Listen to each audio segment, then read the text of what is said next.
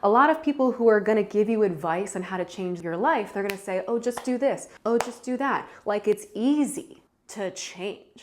Like it's easy to stop doing the thing that you've been doing your whole life. That's actually really, really hard.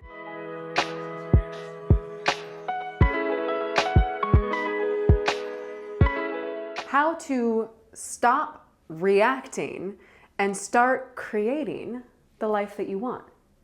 Tall order. But I think I really have something to share here. I know this sounds like clickbait, but I really, if you stay with me through this video, we're gonna learn something. We're gonna get somewhere, I promise you. But first off, my name is Serena, and I'm an Alexander Technique teacher. You don't have to know what Alexander Technique is. You should just know that that's the foundation of what I'm talking about today. I've studied Alexander Technique for over 10 years. I've been a teacher for over 3 years now. And so what I'm talking about today is very much in my own language and very distilled down, but it is from my practice of the Alexander Technique, which is, if you don't know, a mind-body practice that helps people reduce chronic stress and tension. It brings awareness to habits, helps people become really present, helps people feel better. It can be a lot of things to a lot of people. It's a mind-body practice. That's all you need to know. Don't worry about it.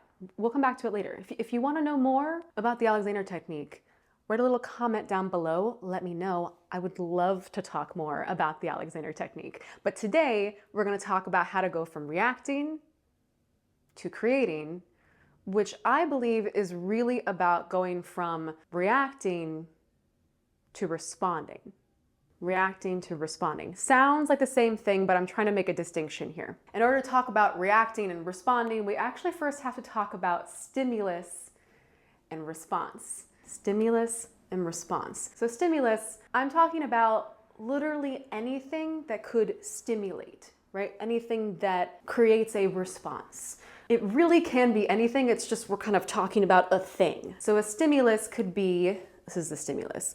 It could be the knock at the door when you're like, oh, let me go check and see what's at the door. It could be the weight of your water bottle in your hand. It could be, someone smiling at you as you're walking down the street. And so we're gonna have a response or reaction to a stimulus in some way. So if it's the knock on a door or like the ding of a text message notification, if it's knock on the door, you're gonna look at the door. If it's your phone, with a text message notification ringer, you're gonna look at your phone. If it's the weight of your water bottle, you'll respond in your physicality to the weight of that water bottle. Otherwise, you would just drop it. If someone smiles at you as you're walking down the street, you might smile back, or maybe you don't. If it's someone you don't want looking at you like that. Really depends. Stimulus is kind of over here, and it can really be anything. So there's stimulus, and then there is response. But the truth is that often we are not quite responding, we are reacting. And so reacting is, in my kind of definition here, your unconscious, habitual response. So it's just something you're doing without even an awareness that you've thought about it. A response is still in relation to the stimulus over here, but a response could have a little more conscious choice. So if your phone dings with a notification, you could choose to look at it, or you could choose to ignore it, or you could do something else entirely. And that's a response, that's a choice. There's still something happening, the stimulus, the ding of the text message, the notification on your phone. But if it's just a reaction, then maybe you're automatically looking at your phone. No matter what, always looking at it. Maybe you hear a ding of somebody else's phone while you're in a different room without your phone, and you still bring your hand up to look at a phone that isn't even there. That would be kind of reacting unconsciously. So there's a lot of reasons why life could be difficult right now. We've got capitalism, patriarchy, systemic oppression, the suburbs. There's a lot. And I'm not gonna diminish those at all, but if we want to look at what is in our control, we can look at how we respond to the things in our life. Do we feel like we are just reacting to things that are coming at us all the time? Or do we have the ability to decide what we want to do with some real intention and real choice. That's not easy to do. A lot of people who are going to give you advice on how to change your life, they're going to say, oh, just do this. Oh, just do that. Like it's easy to change. Like it's easy to stop doing the thing that you've been doing your whole life. That's actually really, really hard. And it takes a set of skills to learn how to go from just reacting and going about things the way that you've always gone about them to then making active choices and being really present in the moment with your life. So again, big topics here, but there is a process to move from reacting to response. And it is the process of bringing things from your unconscious into your consciousness. And I do think I can break these down into 5 stages for you. So here we go. Somewhere over here. Stage 1, awareness and recognition. Yes, yes, yes, yes, of course. Of course, we start with awareness because you can't change what you don't know. You have to have some kind of awareness of what you're doing in order to stop just responding and to move into a place of conscious choice. So if we go with the example of your phone message, of your phone dinging. So say you get like a text message notification. Your phone goes off and you immediately look at your phone, right? Your phone's in another room. You're like talking to your friend in front of you and her phone goes off, his or her phone goes off, their phone goes off. And you still like look at your hand to look down at your phone. That is a moment where, wow, I don't have control over that response.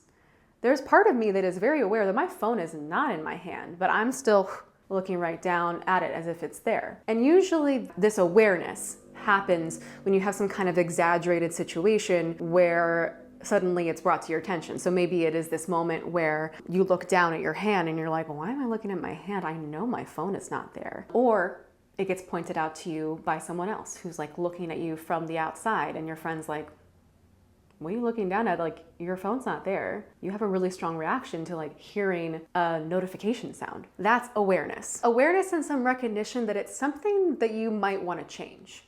Awareness is essential. But in order to even move to the next step, you have to care a little bit. So there's a recognition of whatever this response, this reaction is that it's getting in the way of something that you want instead, something that maybe is like a more important goal. So if it's, oh, I don't like that I don't have control over that response. I don't like that I'm so attached to my phone. I don't like that I just pulled out of a conversation to like immediately look at my phone. That's something I want to work on. Awareness and recognition, that's the first stage. And the bummer here is that we think that that is the last stage, where we're like, I have awareness, I know what I'm doing, and I'm gonna change.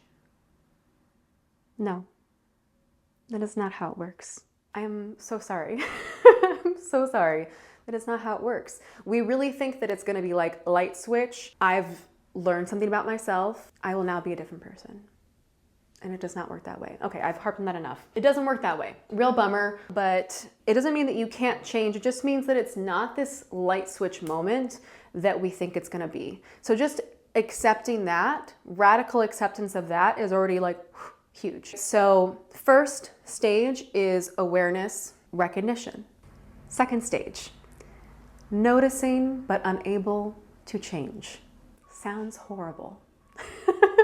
And I'm teasing a little bit, but this is a tough stage. This is the stage where you're doing a lot of data collection. You're taking a lot of time to notice what's going on with you, to be a lot more aware of this reaction, of this like habitual thing, this unconscious thing that you're doing, so that you can notice the patterns, you can notice how often you're doing it, and you can notice, what else kind of comes up when that thing is happening. It's a lot of awareness. So you're in this stage just taking the time to, in this example, like notice every time you immediately look at your phone. So you start to try to clock those moments. You're like, oh, I did it again.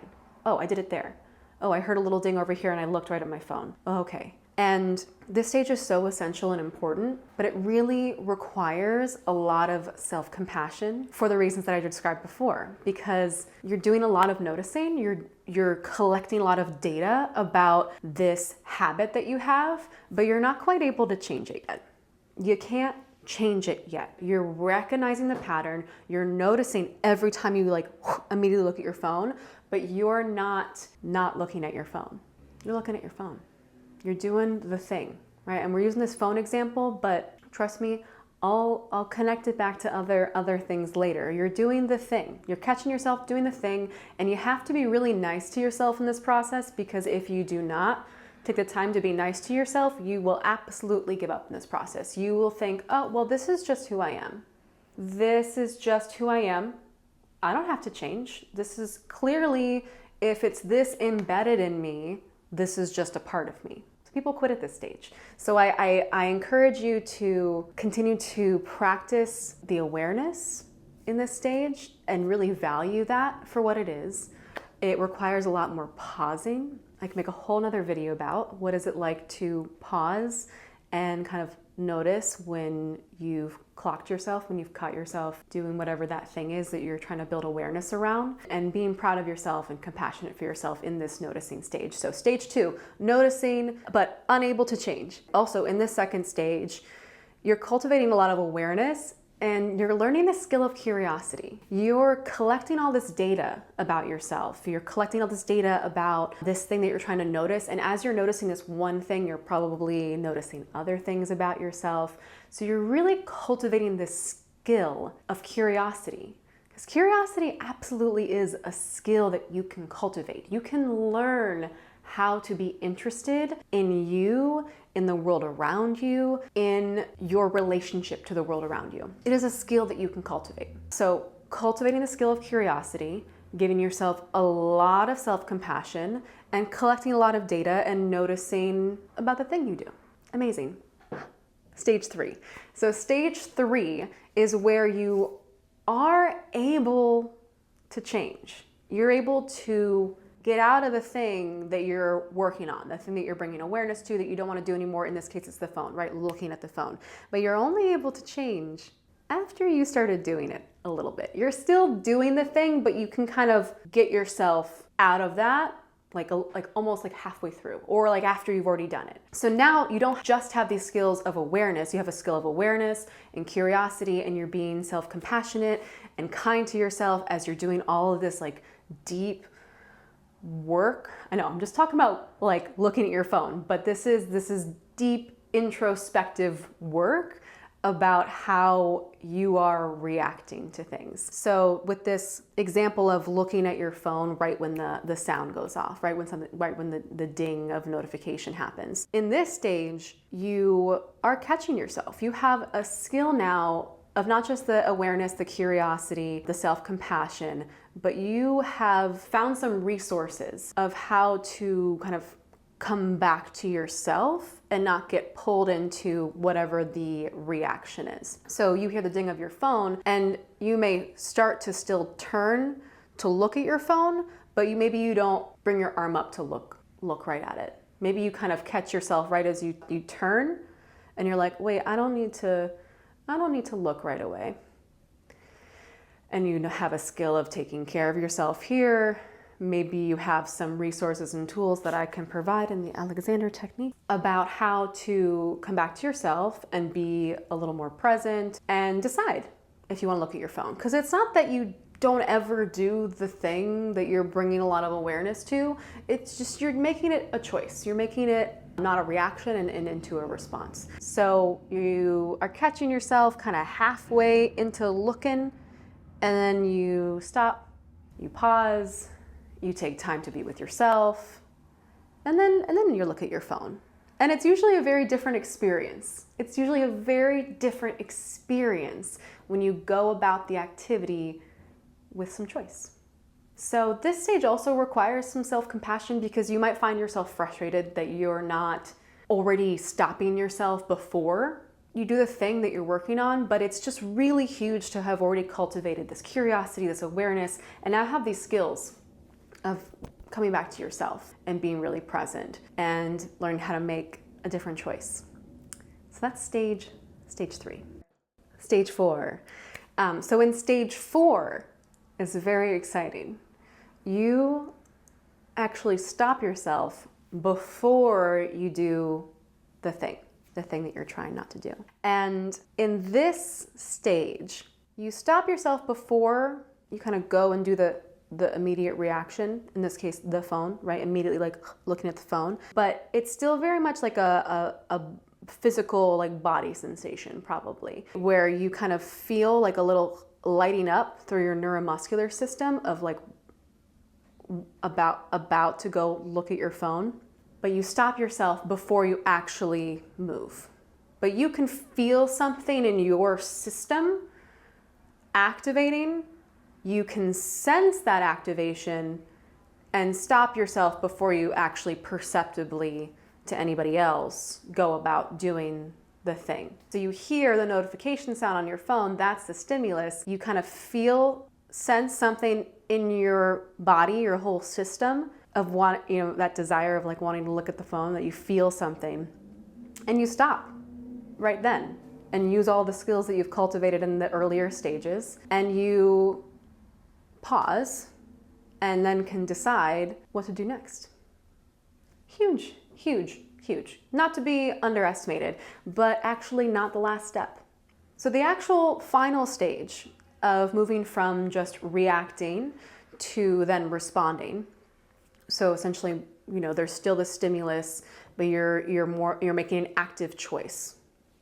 Stage 5 is when you notice right before you think about doing the thing, whatever the thing is, in this case, the phone. So before stage 4, we thought we were done because we're feeling the system light up, but there is a thought that comes just like right before the system lights up. So there is a thought, a desire of like, I want to look at my phone, that kind of happens right before you feel it and then go to do it. So that final stage is an awareness of the thought. And that's not the stimulus. The stimulus is the phone dinging over here. And then there's a thought that comes up that then feeds a physical reaction or a neuromuscular reaction, and then you do or do not do the thing. So this final stage is a recognition of the thought, an awareness of the thought that was unconscious, and now it's in your conscious awareness, and that is when you have really shifted something from your unconscious mind into your consciousness, and now you really are able to make an active choice. And this is huge. It doesn't mean that it's gonna always be easy. You may find that in times of stress, you go back to old patterns of just reacting the way that you've always reacted. But you now have this ability, you have a deep awareness now of something that used to be completely unconscious, just completely out of your control. Now, you can do what you want. And so I've been talking about changing this response to a phone, the ding of a notification and looking at your phone. But you can imagine that this can be applied to much broader topics. And this skill set that you're building can be applied to much broader topics. So maybe you're wanting to address how you show up in relationships, right? Maybe you want to address your relationship patterns. That comes with a lot of nuance, a lot of like other things that I am not qualified to talk about because I am not a therapist. Please go to therapy if you can. Please go to therapy. Sorry. But if we just think about this idea of I want to show up differently in relationships, or I want to do a better job of entering into relationships with people, say for example, you want to enter into relationships, like if you're dating, you want to enter into relationships with people who want the same things as you, that value maybe like a long-term monogamous relationship, and you kind of keep ending up in casual relationships, which are fine, but are not what you want. So first step, awareness and recognition. Oh wow, I keep ending up with people that don't want the same things as me. That is not helping my greater goal of where I want to be in my life with relationships. So first, awareness and recognition.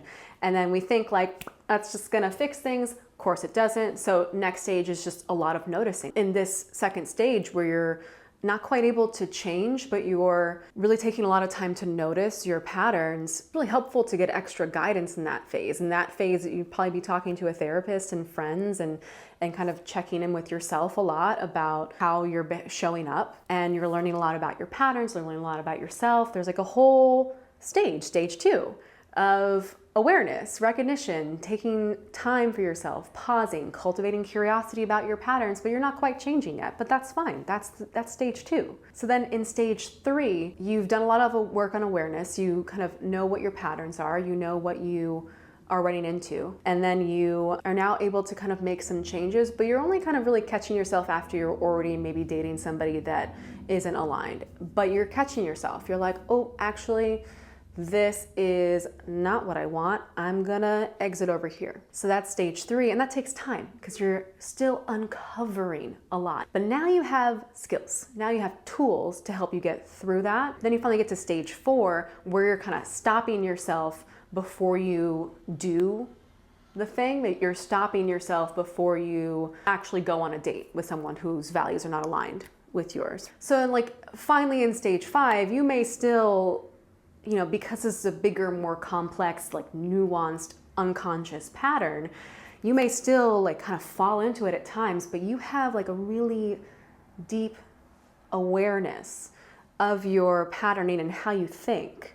And so you're catching yourself in a very different way, and you've uncovered so much like through these processes, and now you are responding. You're not just reacting to things that are happening around you and then therefore happening to you, because you're no longer in that just reacting place. You're responding with choice, and then therefore creating the life that you want. I don't recommend you start with big stuff. You don't start.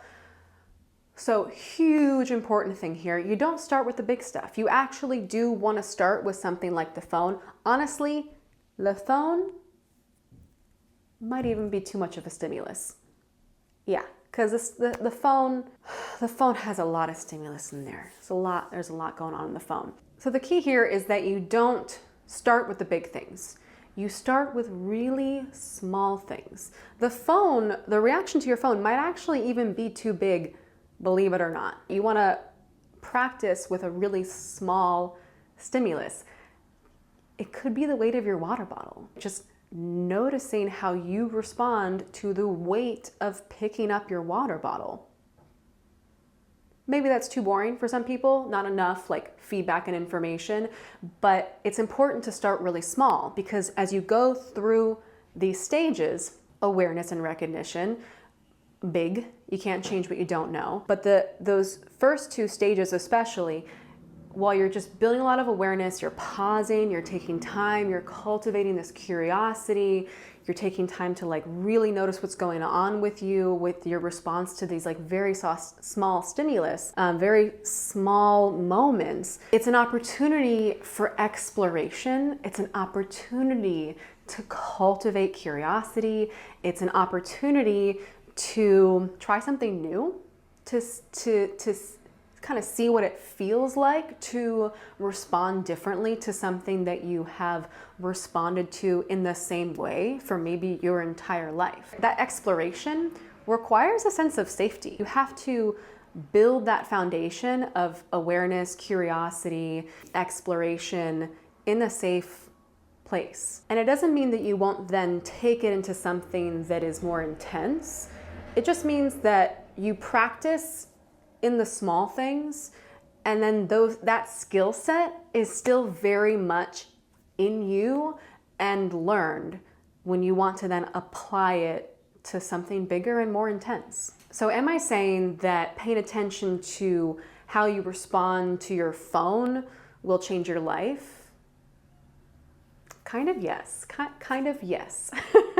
I think that the skill set that you build in the process of understanding stimulus and response, learning how to go from just reaction to responding, going through the cycle of unconscious to conscious, is like really big and a lot of work, and will change you as a person, no big deal, but like it really does, if you let it.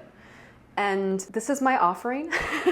This is what I want people to think about, because there are a lot of people who, like I said, will tell you like how to change your life. You can only change what you have an awareness of, right? And you need skills to move through these stages. So if you're really interested in how to build that awareness, how to pause, how to take care of yourself while you're paying a lot more attention to yourself, which can be really intense, I have a lot of resources, and I would love to make more videos on like more explorative things so we can try things together, and also just would love to talk more on all of these subjects. So if there are further questions or things that didn't make sense, please leave a comment down below, even if it's a little mean. I would love the engagement, but I would prefer for it to be nice. There's so many more things I want to talk about. A kind of foundation of this work is that the mind and body are intrinsically connected. Mind, body are one. I might have spoken a little bit as if the mind and body are separate in my descriptions at times, but that's mostly because that's how we experience it. Sometimes we experience ourselves as a mind and we experience ourselves as a body, and even if we accept the truth that it's really all one thing working together at the same time, and it's a matter of moving from unconscious to consciousness about that connection, we still got to speak to the experience of what it feels like. So very much believe the mind and body are one thing that is working together, but doesn't always feel that way. I don't imagine you now feel like I've changed your life and you're ready to just jump right into creating the life that you want. But I do hope that some of these things have clarified why maybe you're stuck in some patterns and acknowledged how much work it takes to get out of those patterns. So I would love to help you work through those patterns. So if you have more questions, please comment down below. If you like the video, please like the video. Maybe subscribe. That would be amazing if you would subscribe. And please let me know what you would like to hear more about. What in this video was not clear enough? What should I expand on? Because believe it or not, I could talk for a long time about this because I'm kind of obsessed with the Alexander Technique and with this idea of change. How do we change? So if you're also interested in learning how to change, please subscribe and come back for more. I would love to talk with you. Thank you so much. Thanks for being here.